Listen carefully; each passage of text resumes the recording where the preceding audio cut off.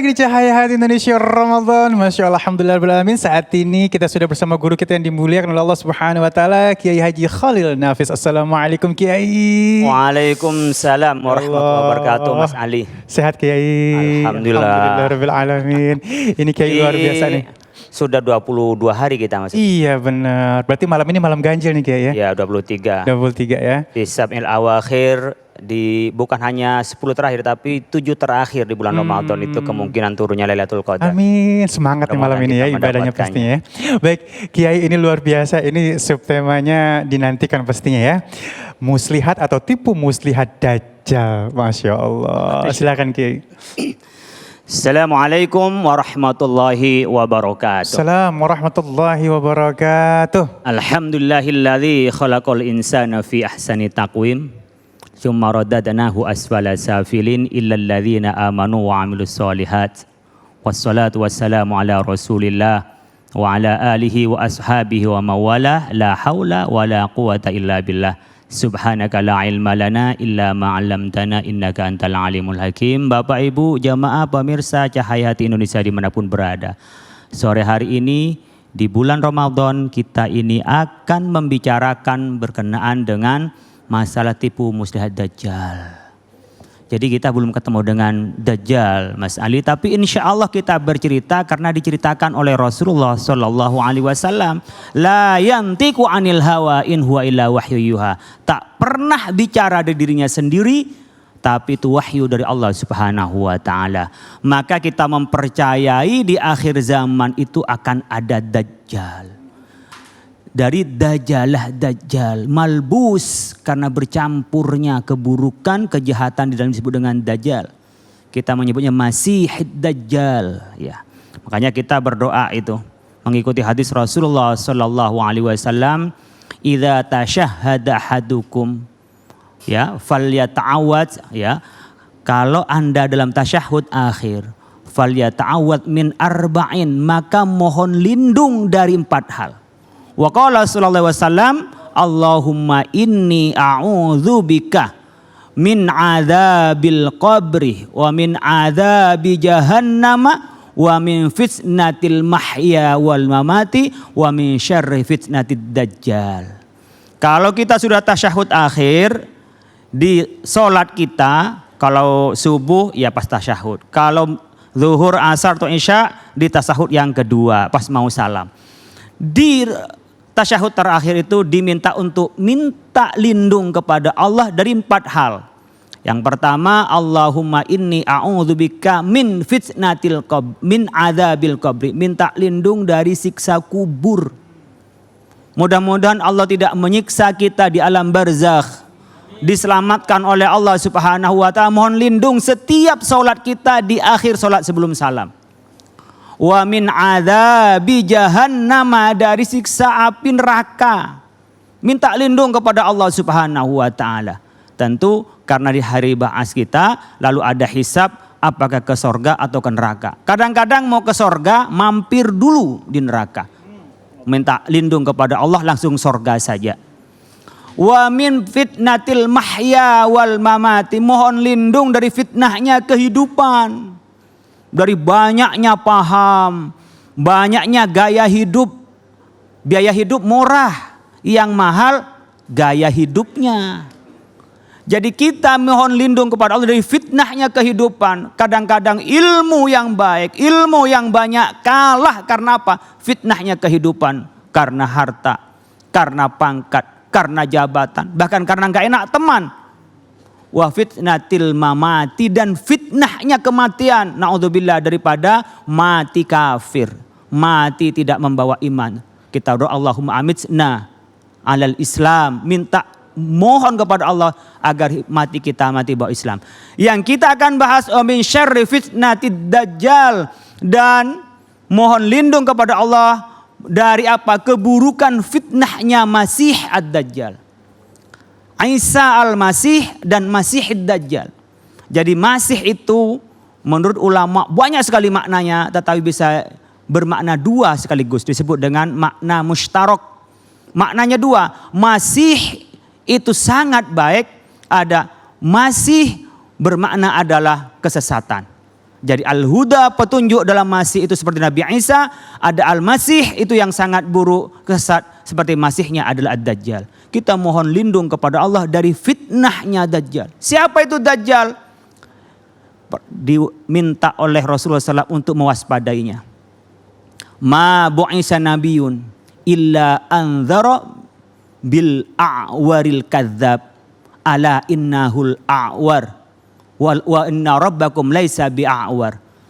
Para nabi yang diutus mulai dulu-dulu itu mengingatkan, awas loh fitnahnya orang yang buta. Orang yang buta awas. Allah tidak buta karena dia menyerupai nanti mengaku Allah. Jadi Dajjal itu bentuk mukanya ya disebut a'warul yumna. Jadi yang mata yang kanan ini yang picek. Mohon maaf. Dan piceknya itu enggak muncul, lurus dia dengan mukanya. Picek. Kirinya yang melihat, meskipun ada ulama mengatakan yang picek kiri, bukan kanannya. Tapi masyhur Ibnu Katsir menyebutkan yang picek itu kanannya. Lalu di dahinya bertuliskan kaf fa ra kafir. Di dahinya ini. Orangnya kekar, rambutnya keriting, kering. Udah keriting kering. Keker gitu. Nah kalau jalan antara paha dan paha itu ngangkang. Munculnya di mana? Di Khurasan, Iran kalau sekarang, Isfahan. Saya udah pernah ke sana Mas Ali, udah pernah belum? Wah, udah asik tempatnya, indah Isfahan itu, pegunungan. Ada sekarang tempat rekreasi itu di Iran. Nanti munculnya dari Isfahan. Disebutkan oleh Rasulullah SAW bahwa munculnya di Isfahan itu. Nah, kita diminta untuk mewaspadai yang namanya Dajjal ini dipercaya, didukung oleh 70.000 orang yang mempercayai pengikutnya. Ia akan melakukan perjalanan ke seluruh dunia ini. Dalam jangka waktu ada yang mengatakan 40 hari, ada yang sahih. Ya menurut kami yang unggul adalah yang mengatakan 40 tahun. Jadi akan berjalan 40 tahun. Dengan pasukannya. Keliling seluruh dunia. Hanya 2 tempat yang gak bisa didatengin, Mekah dan Madinah. Kenapa? Karena pada saat dia naik ke Jabal, mau masuk ke Madinah, melihat di sana, mau masuk udah bawa semuanya peralatannya, dihadang oleh malaikat. Jadi Dajjal nggak bisa masuk ke Mekah dan Madinah. Nah, setelah itu dia akan keliling lagi. Dan dia awalnya adalah orang soleh, orang baik. Pada saat kekeringan, 3 tahun kekeringan, datanglah Dajjal, langsung turun hujan dan bumi langsung subur. Jadi banyak kebaikan-kebaikan dan keanehan-keanehan yang membuat orang percaya. Bisa pegang air, bisa pegang api. Minta api dikasih air.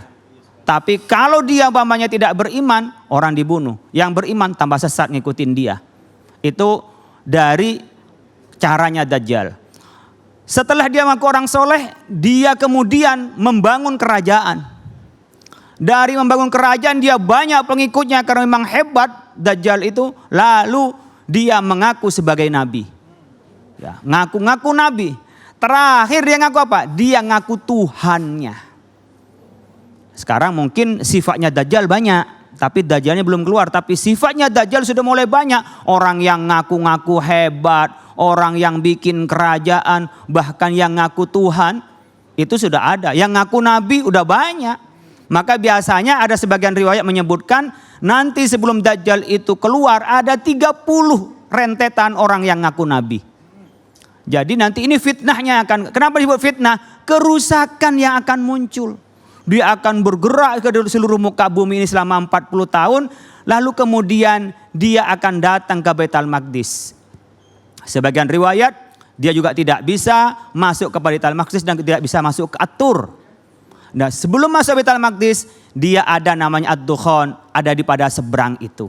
Nah di seberang itulah dia menunggu di sana, lalu nanti akan turun Nabi Isa alaihissalam yang akan memimpin orang soleh. Dan pada saat Nabi Isa itu keluar dari Masjidil Baitul Maqdis itu, lalu bertemu dengan namanya Dajjal. Dajjal pada saat ketemu dengan Nabi Isa meleleh bagaikan garam yang dimasukkan ke air. Disitulah keadilan, kebaikan dipimpin oleh Nabi Isa. Disebut Al-Masih juga. Masih Al-Isa, Nabi Isa Al-Masih. Inilah rentetan dari nanti akhir zaman. Lah sekarang Pak kapan kiamat? Ya mulai zaman Rasul sudah menjelang kiamat. Dan kita tidak ada yang tahu kapan kiamat itu akan terjadi. Hanya tanda-tandanya akan ada kiamat. Bagi kita bagaimana mempersiapkan kiamat? Bagaimana menghadapi Dajjal? Kalau kita ada Dajjal nanti seperti ciri-ciri ditunjukkan oleh Rasulullah, maka Anda jangan melihat Dajjal, berpaling saja. Anda berdoa kepada Allah sebagaimana doa tadi, Allahumma inni a'udzubika min adzabil qabri wa min adzabi jahannam wa min fitnatil mahya wa mati wa min syarri fitnatid masihid dajjal. Lalu baca awal surat Kahfi. Karena man qara'a suratal Kahfi, ya, man qara'a asyra ayatin min awali suratil Kahfi usima min fitnatid dajjal, usima minad dajjal. Alhamdulillahilladzi anzala ala 'abdihil kitab wa lam yaj'al lahu 'iwaja qayyiman liyunzira ba'san syadidan min ladunhu yubashshirul mu'minina alladzina. Terus ke belakang itu. Itu adalah surat Kahfi yang kita baca, kita diselamatkan oleh Allah Subhanahu wa taala sebanyak 10 ayat itu. Dan kita teguhkan dalam hati kita hanya kepada Allah Subhanahu wa taala. Jadi orang mukmin akan melihat di dahinya Dajjal itu ada kaf fa ra, kafir. Nah, kita mohon lindung dari hal itu dengan membaca ayat. Tentunya amal kita tetapkan kepada Allah Subhanahu wa taala. Dajjal belum datang tapi sifat Dajjal sudah mulai banyak. Jadi kita nggak harus, wah kemarin tuh hari Jumat mau kiamat, kok nggak jadi ya gitu. Kok gagal kiamat itu. Nggak ada yang tahu kapan itu kiamat, nggak ada yang tahu termasuk juga Dajjal yang akan datang kapan. Nanti kalau Dajjal keluar, itu juga ada dukhon juga keluar, juga matahari terbit dari barat bukan dari timur, itu tanda-tandanya kiamat. Kapan kiamat nggak ada yang tahu. Ya, termasuk ilmu gaib yang tidak tahu illallah, la ya'lamul ghaiba illallah. Nggak ada yang tahu yang gaib kecuali Allah. Tanda-tandanya diberikan oleh Allah. Maka tanda-tanda ini kita bisa melihat tanda-tanda akhir zaman ketika ada anak memperbudak ibunya. Banyak sudah ya. Sekarang bukan ibu, bukan anak takut sama ibu, tapi ibu yang takut sama anak. Nah, itu udah ada. Kalau nanti akhir zaman tandanya mau kiamat apa? Maksiat sudah merajalela. Sekarang yang malu orang yang melihat maksiat, yang bermaksiat nggak tahu malu. Itu tanda-tandanya kiamat. Di antara tanda-tanda kiamat adalah laki jadi perempuan, perempuan jadi laki. Udah banyak yang ada sekarang, malah pindah kelamin ada. Itu tanda-tandanya kiamat. Nanti min asratis saat adalah banyak masjid tapi nggak ada isinya, lomba-lomba. Bagaimana ya tabaha bil masajid. Dia bangga-banggaan dengan masjid, tapi dia tidak pernah atau sepi isinya masjid. Yang banyak adalah bangun-bangun masjid. Itu semuanya tanda-tanda kiamat. Bapak Ibu, kiamat pasti terjadi. Yang perlu kita antisipasi, apa bekal kita menghadapi kiamat itu. Seperti tadi Dajjal pasti terjadi. Kenapa? Karena itu sabda Rasulullah yang pasti benarnya. Tapi bagaimana caranya kita tuh menghadapi Dajjal dan bagaimana kita bisa selamat dari fitnahnya Dajjal. Yaitu mohon lindung pada Allah, baca awal surat Kahfi. Karena itulah yang diajarkan oleh Rasulullah Sallallahu Alaihi Wasallam. Allahumma sholli wa sallim wa barik alaihi. Masya Allah, Kiai bener banget ya.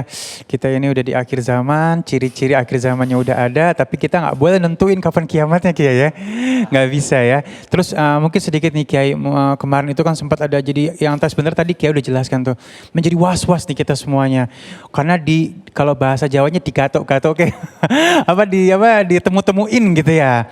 Cocokologi. Ya, ditemu-temuin akhirnya ini ketemu nih berarti ini tanggal sekian akan ada dukhon. Nah itu boleh nggak sih kayak gitu Kiai atau gimana ya? Sebenarnya itu mendahului ilmu Allah.